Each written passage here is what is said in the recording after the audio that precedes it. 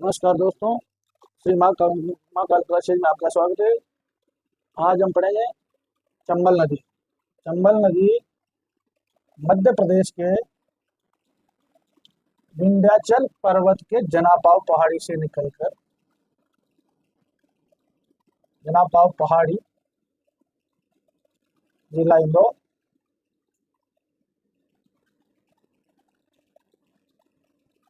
यहाँ से निकलकर और इटावा,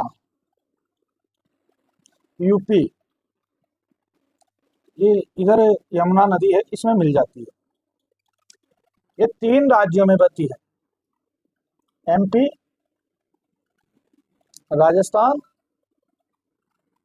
और यूपी।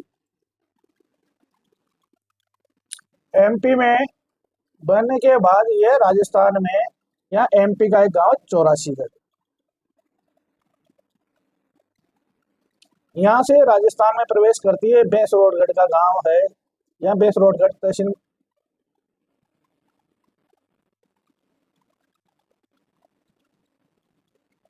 बेसरोडगढ़ तहसील में प्रवेश करती है। यहाँ से ये राजस्थान के 6 जिलों में बहती है। चित्तौड़,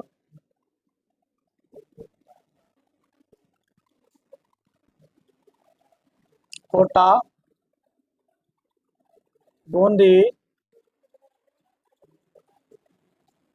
सवाई माधोपुर, करौली और धौलपुर। इसकी लंबाई इसकी कुल लंबाई 965 किलोमीटर है।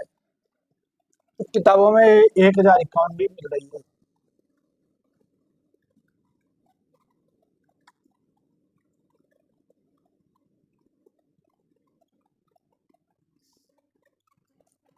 अब ये चंबल नदी राजस्थान की 12 मासी, यानी पूरे साल भर जल प्रवाहित करने वाली एकमात्र नदी है।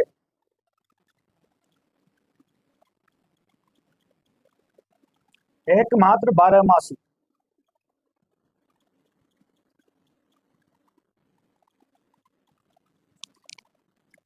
इसके उपनाम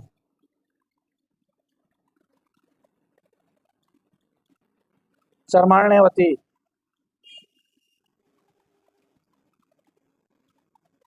कामधेनु,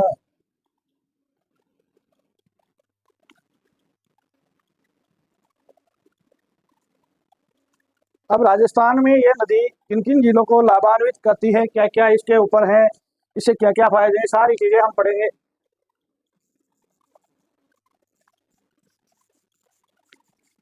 कौन कौन इसकी सहायक नदियां हैं, इसके किनारे क्या क्या है। राजस्थान की सबसे महत्वपूर्ण नदी है चंबल। ज्यादातर क्वेश्चन यहीं से आते हैं, इसी नदी से पूछे जाते हैं इसमें क्या क्या है। तो एक एक चीज आज हम पढ़ेंगे। राजस्थान की कौन कौन सी सहायक नदियां हैं, अभी इसके ऊपर कौन कौन से प्रोजेक्ट चल रहे हैं, इसकी सहायक नदियों के ऊपर कौन कौन से प्रोजेक्ट चल रहे हैं, ये सारी चीजें। तो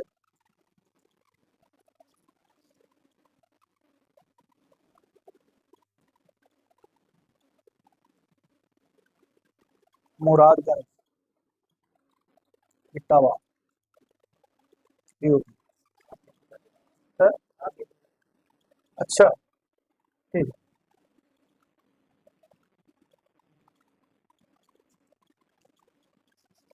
तो इसमें मध्य प्रदेश में मिलने वाली सहायक नदियां शिवना, रहतम और सिपरा। इस नदी के किनारे प्रसिद्ध पशुपतिनाथ मंदिर है। पशुपतिनाथ मंदिर,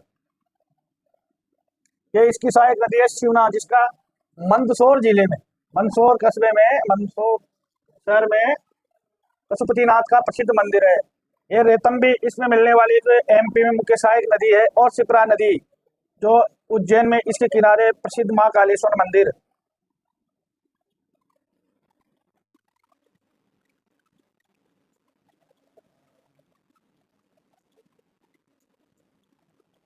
ये माँ कालेश्वर मंदिर कर्क रेखा पर स्थित है। फिर राजस्थान में चौरासीगढ़, यानी चौरासीगढ़ एमपी, और ये बेंसरोडगढ़ यहाँ से प्रवेश करती है। यहाँ पर बेंसरोडगढ़ दुर्ग,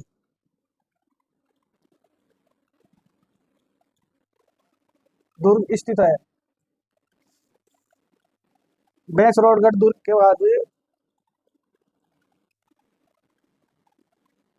रावत बाटा आ गया। रावत बाटा, रावत बाटा में RAPP, यहाँ चंबल एवं बामणी नदियों का संगम होता है। बामणी नदी,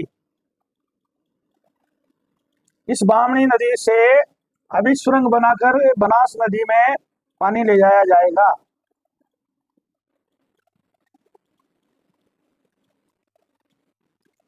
इसके बाद अपन चलते हैं यहाँ रावत बाटा में।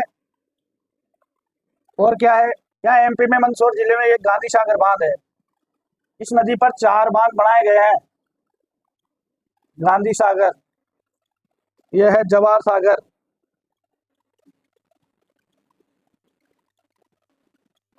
सॉरी राणा प्रताप सागर।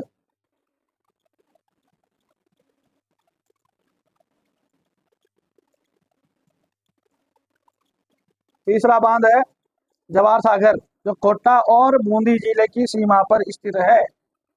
जवाहर सागर, छोटा और छोटा बांध है कोटा बैराज।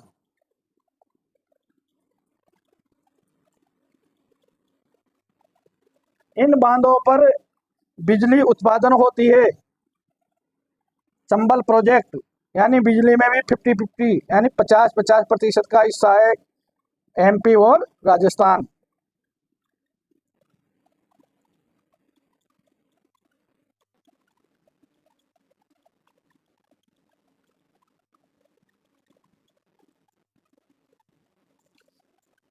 जवाहर सागर से के बाद जाता है कोटा बैराज। इसके किनारे कोटा थर्मल पावर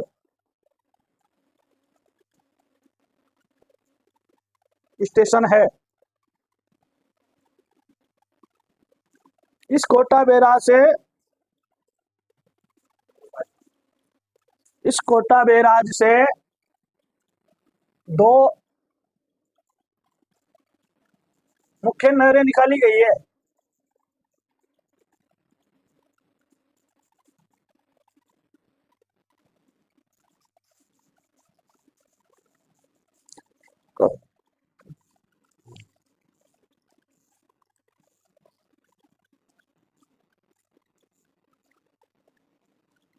इस कोटा बैराज से 2 मुख्य नहरें निकाली गई है।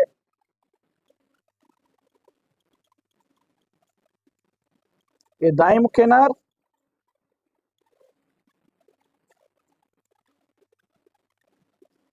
और बाएं मुख्य नहर।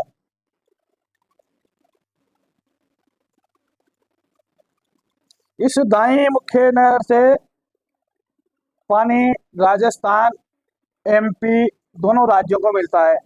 राजस्थान के लाभान्वित जिले,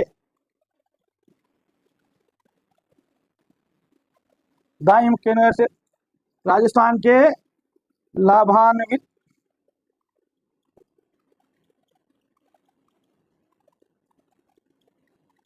जिले कौन कौन से? कोटा, बारां और MP का श्योपुर। यहाँ से किसानों को सिंचाई के लिए पानी दिया जाता है। बाएं मुख्य नहर से कोटा और बूंदी, 2 जिलों में नहर से पानी दिया जाता है। अब इसकी सहायक नदियां, चंबल की सहायक नदियां,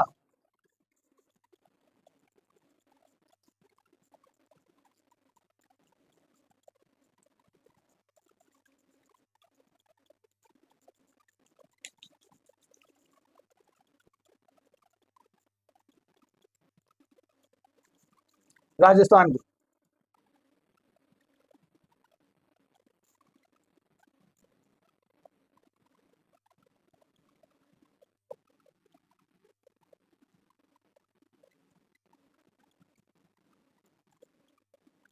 दाएं ओर से मिलने वाली मुख्य सहायक नदियां।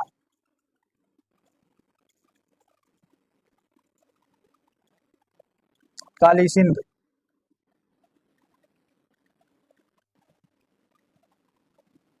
आलनिया, इस पर आलनिया बांध बना हुआ है। यह दरा अभ्यारण्य में स्थित है।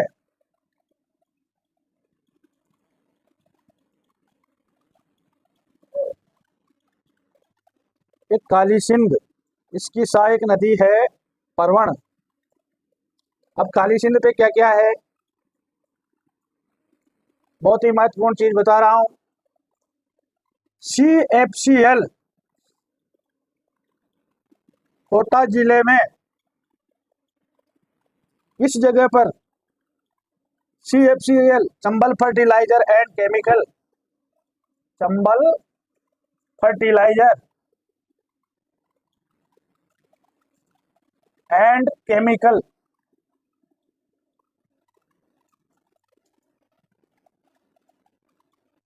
कोटा जिले में काली सिंध नदी के किनारे है।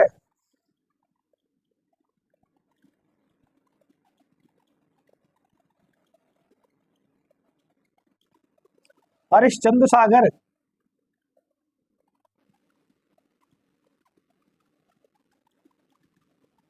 सिंचाई परियोजना काली सिंध नदी में पर ही है।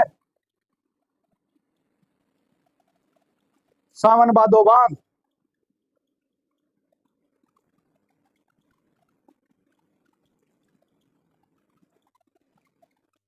सावन भादो बांध,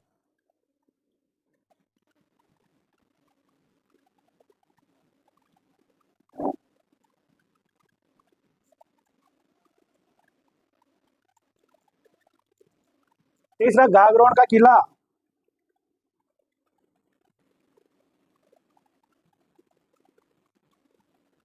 गागरोन का किला, इसकी एक सहायक नदी है आऊ नदी, झालावाड़ जिले में स्थित है, जो है सुसनेर से निकलकर, सुसनेर एम्प की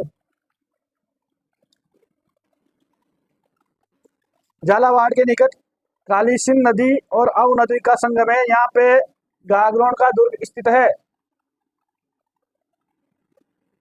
अब आती है परवण नदी। एक काली सिंध नदी पर एक है नवनेरा बैराज, नवनेरा बैराज जो ERCP का मुख्य हिस्सा है। ERCP ईस्टर्न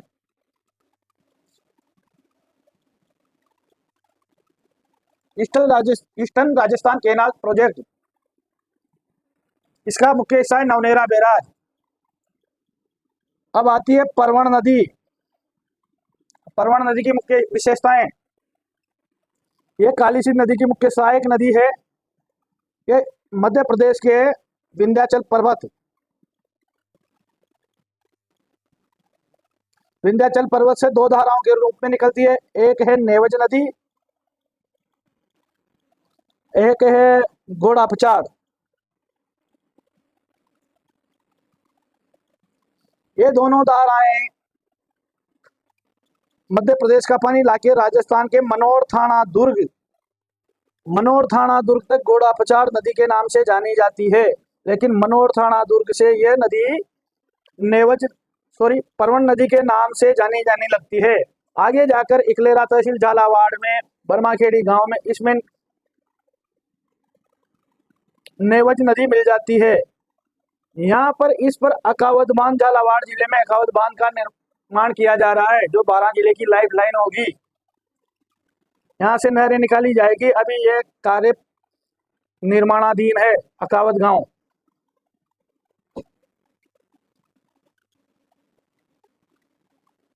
अकावद बांध और फलाइता दुर्ग 12 जिला।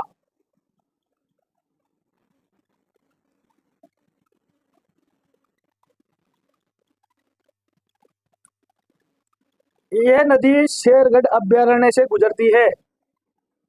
शेरगढ़ अभ्यारण्य,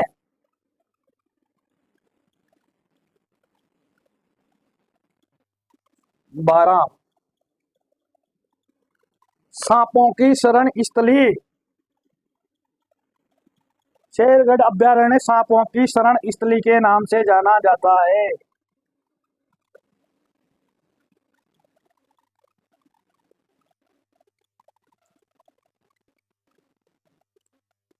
काली सिंध नदी की सहायक नदी है परवन नदी, न कि चंबल नदी की सहायक नदी। बहुत सी किताबों में ये दे रखा है परवन नदी को चंबल नदी की सहायक बता रखा है, जो गलत है।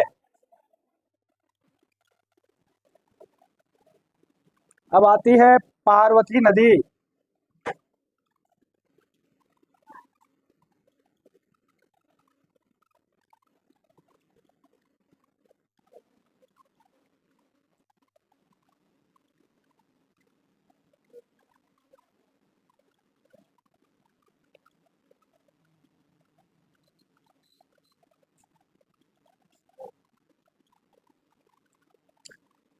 चंबल नदी एक 84 और बेसरोडगढ़ के बीच में एक चूलिया जलप्रपात, जो चित्तौड़गढ़ में स्थित है। चूलिया जलप्रपात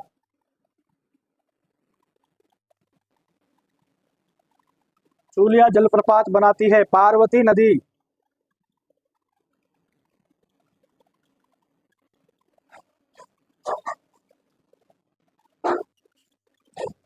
ये पार्वती नदी सवाई माधोपुर और कोटा जिले की सीमा पर जाकर चंबल नदी में पाली घाट पर जाकर ये चंबल नदी में मिल जाती है। ये नदी भी अभी वर्तमान में ERCP का हिस्सा है, यानी ईस्टर्न कैनाल प्रोजेक्ट का हिस्सा है। इस पर रामगढ़ में एक बैराज बनाया जा रहा है। ये सीहोर क्षेत्र MP, सीहोर मध्य प्रदेश से निकलकर ये राजस्थान के पालीघाट सवाई माधोपुर में चंबल नदी में जाकर मिल जाती है। ये रामगढ़ बांध, इस पर रामगढ़ बैराज बनाया जा रहा है, जो ERCP का हिस्सा है।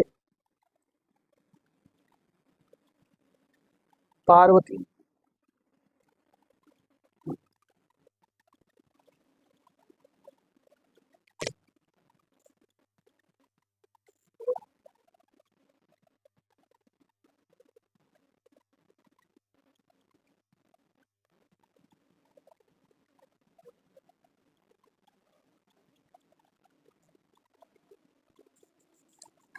आगे चलते हैं कूनू नदी।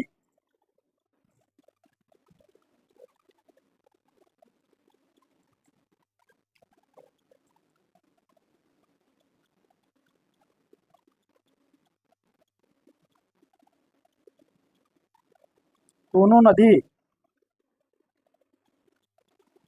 इस कूनू नदी मध्य प्रदेश के गुना जिले की पहाड़ियों से निकलकर करौली की सीमा पर चंबल नदी में मिल जाती है।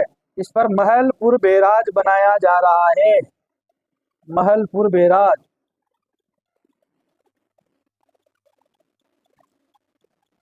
यह नदी एकमात्र ऐसी नदी है जो मध्य प्रदेश से निकलकर वापस मध्य प्रदेश में ही प्रवेश कर जाती है।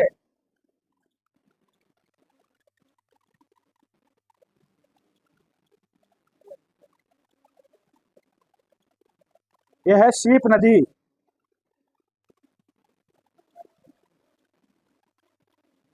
ये रामेश्वरम घाट सवाई माधोपुर में चंबल नदी से में मिलते हैं। इधर से एक सहायक नदी है बनास नदी, जो राजस्थान की मुख्य नदी मानी जाती है। इन तीनों का संगम होता है, इसे त्रिवेणी कहते हैं। ये त्रिवेणी रामेश्वरम घाट में होती है। यह है बनास नदी, गोगुंदा की पहाड़ियों से निकलती है। गोगुंदा। ये ब्राह्मणी नदी,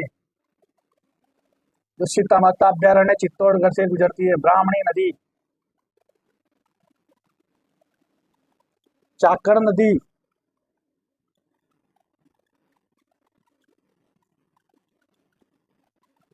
ये बूंदी जिले के नदी नालों से मिलकर बनी है।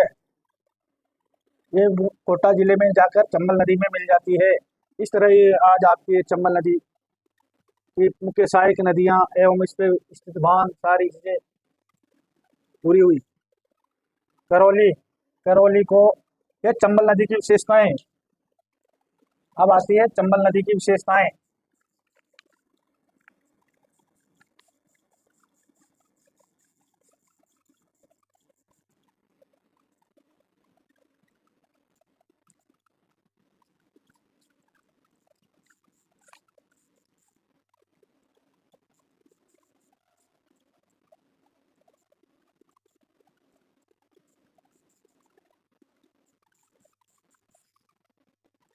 चंबल नदी की विशेषताएं। सर्वाधिक पहली विशेषता चंबल नदी की, ये दक्षिण से उत्तर की ओर बने वाली बंगाल की खाड़ी में जलने जाने वाली एक यमुना की मुख्य सहायक नदी है।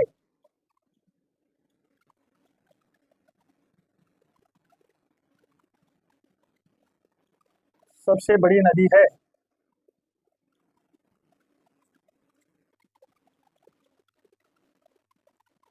सर्वाधिक स्थलाकृतियां, स्थलाकृति, सर्वाधिक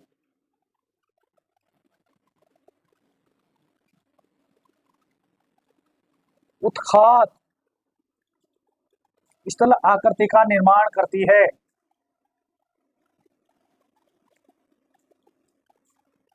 सर्वाधिक उत्खात भूमि या स्थल आकृति का निर्माण करती है। तीसरी विशेषताएं, एकमात्र बारहमासी नदी,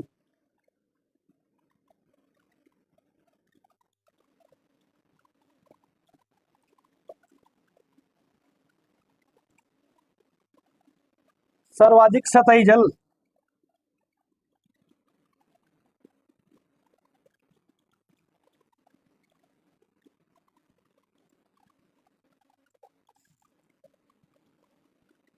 बीहड़ भूमि,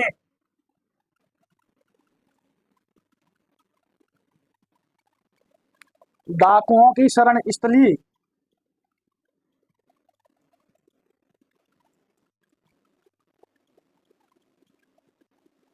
सर्वाधिक डाकुओं की शरण स्थली है राजस्थान में। बीहड़ को डांग भी कहा जाता है। बीहड़, इसको डांग भी कहा जाता है। डांग की रानी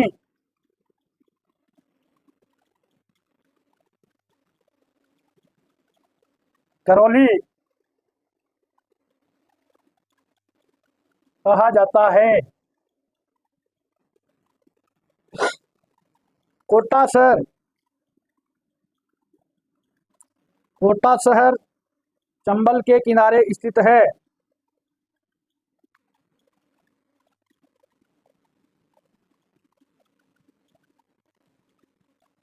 सबसे महत्वपूर्ण विशेषता, सर्वाधिक, भारत में सर्वाधिक स्थल उत्खात भूमि स्थल आकृतियों का निर्माण करने वाली नदी है एवं दुनिया की एकमात्र नदी जो जिस पर 100 किलोमीटर की दूरी में 4 बांध बनाए गए हैं।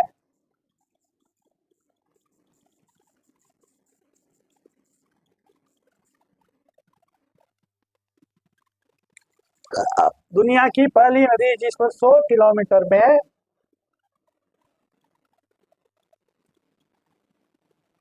4 बांध बनाए गए हैं। 4 बांध।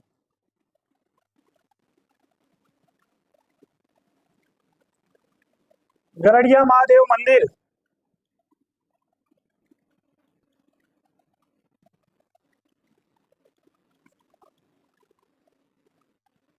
इसी नदी के किनारे स्थित है, जो गुप्तकालीन मंदिर है।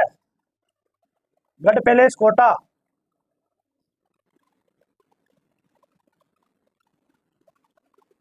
इसी के किनारे स्थित है।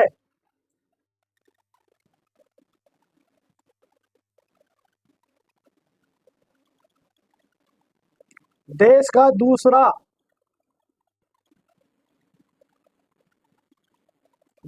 दूसरा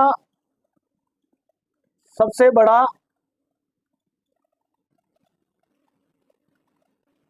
परमाणु घर एवं भारी पानी संयंत्र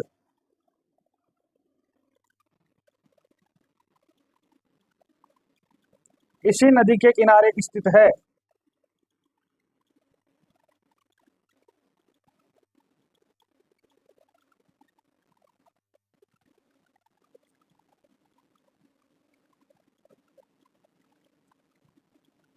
राजस्थान का सबसे बड़ा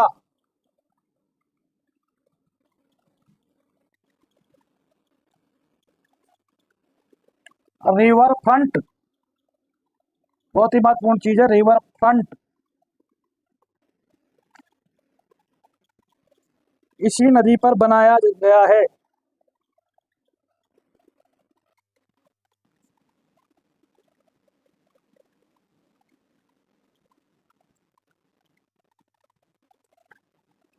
इस रिवर फ्रंट में दुनिया का सबसे बड़ा घंटा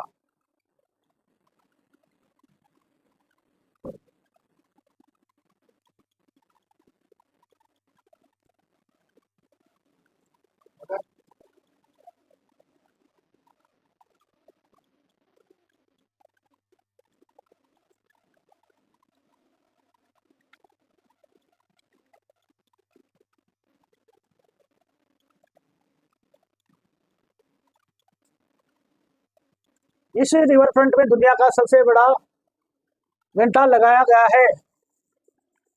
सर्वाधिक बीहड़ भूमि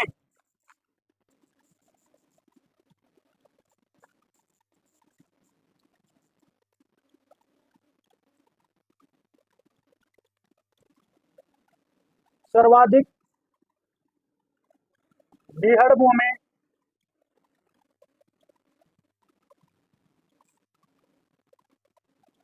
प्रतिशत में धौलपुर एवं क्षेत्रफल में सवाई माधोपुर में पाई जाती है।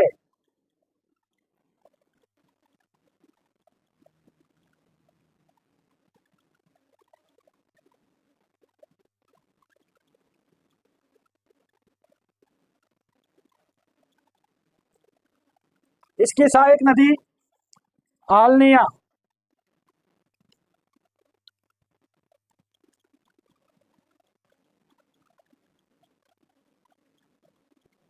आलनिया नदी के किनारे रॉक पेंटिंग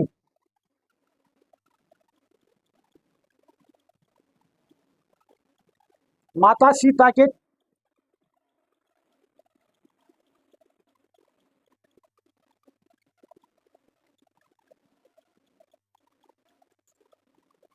चित्र मिले हैं।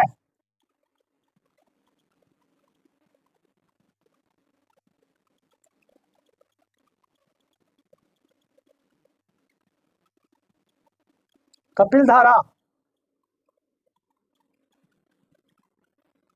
इसकी सहायक नदी पार्वती नदी के किनारे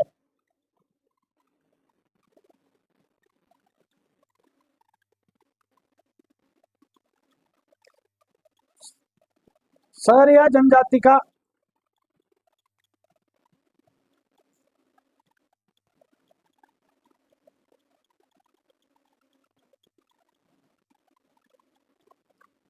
तीर्थ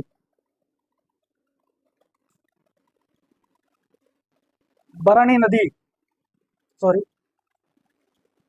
स्थित है।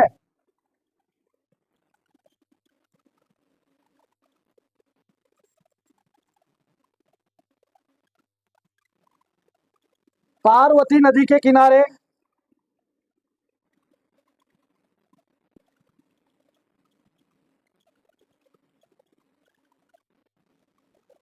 छबड़ा थर्मल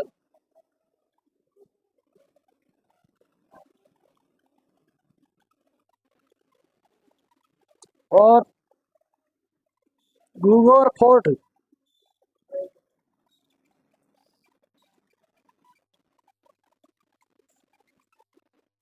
पार्वती नदी के किनारे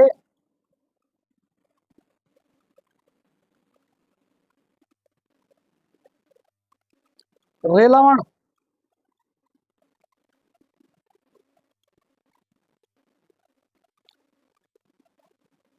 सभ्यता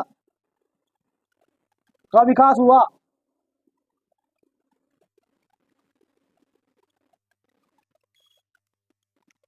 रामगढ़ क्रेटर झील